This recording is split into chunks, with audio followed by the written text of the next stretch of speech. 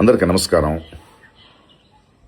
ఒక లిటరరీ ఫెస్టివల్లో art and its resilience అనే ఒక విషయం మీద నేను చేసిన ప్రసంగం, ఒక సంవాదం. దాని నుంచి కొన్ని మాటల్ని మాత్రం తీసుకుని దాన్ని వక్రీకరించి నేనేదో అవతార పురుషుడు శ్రీరాముడిని ఎటకారం చేశానని, హిందూ ధర్మాన్ని హర్ట్ చేసే ఫీలింగ్స్ ఇచ్చానని కొందరు ఊగుతున్నారు. అన్ని ధర్మాన్ని అందరినీ ప్రేమించే నాకు ఆ అవసరమైతే లేదు.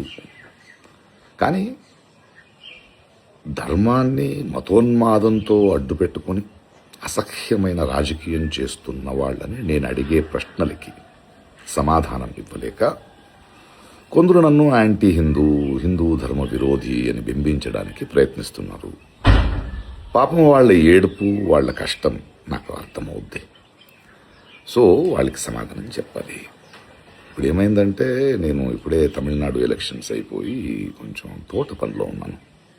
వర్షాకాలం వస్తుంది, ఎండాకాలం ఎండవుతుంది, చెట్లు మొక్కలతో మాట్లాడుకోవాలి. సో ఆ పనిలో ఉన్నాను. త్వరలో వస్తాను.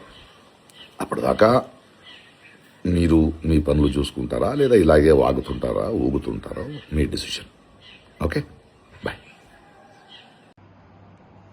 గత అనేక రోజులుగా మానసిక జబ్బుతో బాధపడుతున్నటువంటి ప్రకాష్ రాజ్ గారు ఈ మధ్య వరుసగా హిందూ సమాజం మీద, సంస్కృతి మీద, దేవాలయాల మీద, దేవుడి మీద, మతాల మీద విషం చిమ్ముతూ నేడు శ్రీరామచంద్రుని కోట్ల మంది ఆరాధించేటువంటి యొక్క పవిత్రమైనటువంటి యొక్క దేవుడి గురించి అవమానకరమైనటువంటి మాటలు మాట్లాడి, అదేవిధంగా రాముడి కుటుంబ సభ్యులకు సంబంధించిన విషయంలో నోరు జారి ఉద్దేశపూర్వకంగా వివాదం చేసి నేడు మళ్ళీ మీడియా ముందుకు వచ్చి కొంతమంది మతోన్మాదులు విమర్శిస్తున్నారు, కొంతమంది కావాలని విమర్శిస్తున్నారు.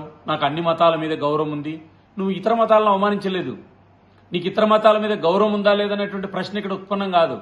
హిందూ సమాజాన్ని ఎందుకు అవమానించావు, రాముడిని ఎందుకు అవమానించావు, రాముడి కుటుంబాన్ని ఎందుకు అవమానించావు, 120 నుంచి 130 కోట్ల మంది దేశంలో ఆరాధ్యంగా పూజించేటువంటి శ్రీరామచంద్రుని యొక్క మాట్లాడాల్సినటువంటి వివాదం ఎందుకు వచ్చింది, ఈ విషయాలు మాట్లాడకుండా మళ్ళా ఈరోజు సిగ్గు లేకోకుండా ఈరోజు తన మీడియా ముందరకు వచ్చి మాట్లాడేటువంటి వ్యాఖ్యలు ఏవైతే ఉన్నాయో ఇది క్షమించరన్నటువంటిది.